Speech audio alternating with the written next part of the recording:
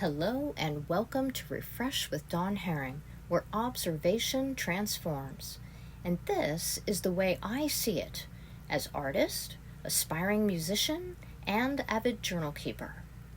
This is the place where we talk about awareness, attitude, and intuition, and how they lead to more competent decision-making and aligned living. I know I see, I choose to be transformed from the heart. I love, I see, I choose to be aligned from the start, because the way I see it matters. In the following episode, I will be sharing with you some ways in which I show myself respect. And I also include journaling prompts for further reflection and empowered action. Thank you for listening.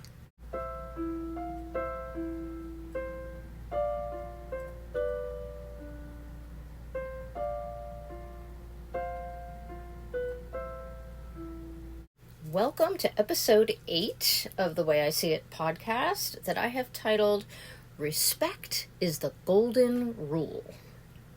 And in this episode, I would like to touch on the topic of respect, especially self-respect, what that can look and feel like, and why it's such an important element in our everyday relationships and interactions with others. I'll start this conversation with a definition of respect that truly aligns with what I'm talking about.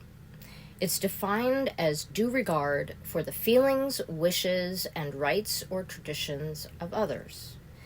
And the definition of self-respect is pride and confidence in oneself and a feeling that one is behaving with honor and dignity.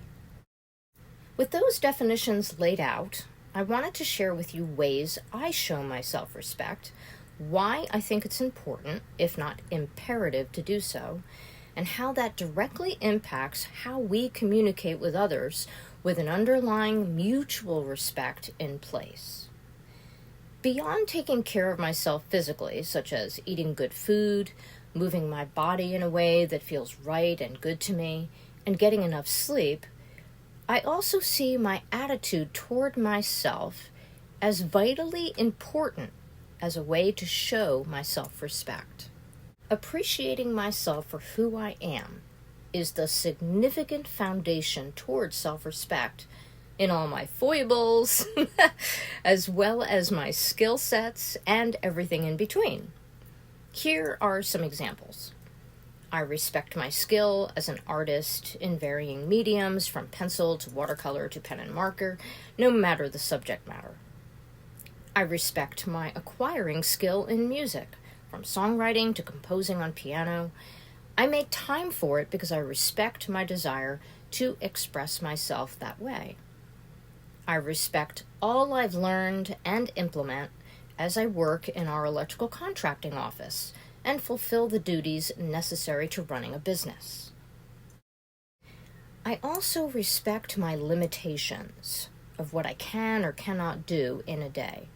I respect the times when I need to take a break and not guilt myself for it. I respect myself when I look in the mirror and see how I'm aging, gracefully and with full acknowledgement of what is. I am hyper-aware of when I'm being too hard on myself for my perceived mistakes or errors when I'm not satisfied with what I've accomplished. I'm learning to be more gentle with myself and create as much ease in my daily tasks as possible. I also respect my need to fill my creative well, whether it's reading a good memoir, watching a good movie, or getting inspired by the art I see online as I scroll social media. I respect my unique way of expressing myself through the way I dress, how I use music to communicate in conversation, and the way I see it from my many life lenses as wife, mother, grandmother, daughter, sister, and friend. Coming from that place of self-respect, after having recognized the value of who I am inside and out, mutual respect is an extremely important element of thriving relationships with others.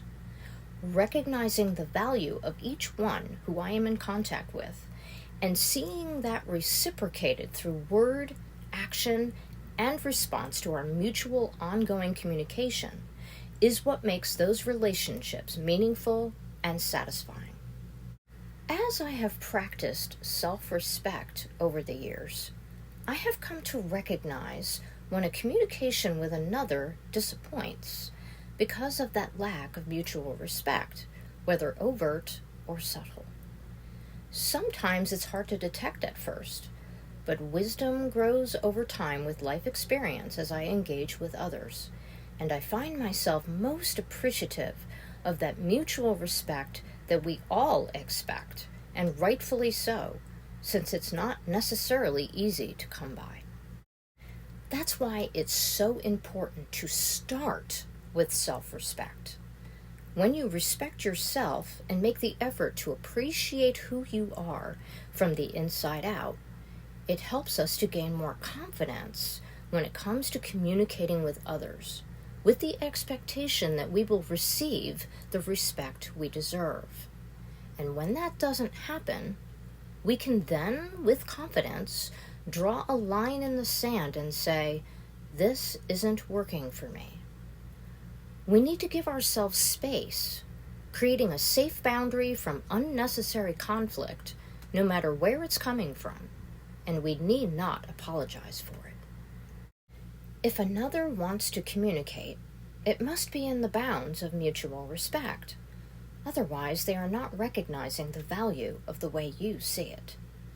Just remember that the way you see it matters.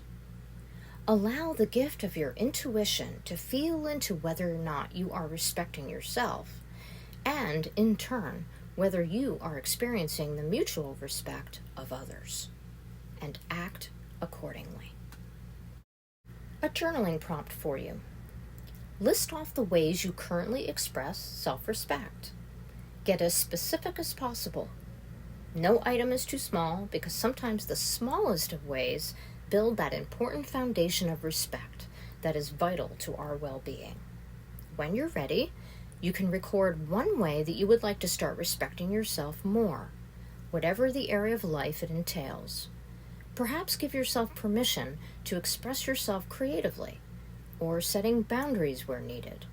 Whatever comes to mind intuitively in this entry, allow it to flow. Remember not to beat yourself up when you don't show your self-respect.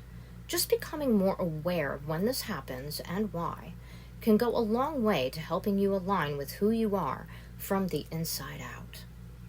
The way you see it matters. Honor and value that from the heart, because your heart won't steer you wrong.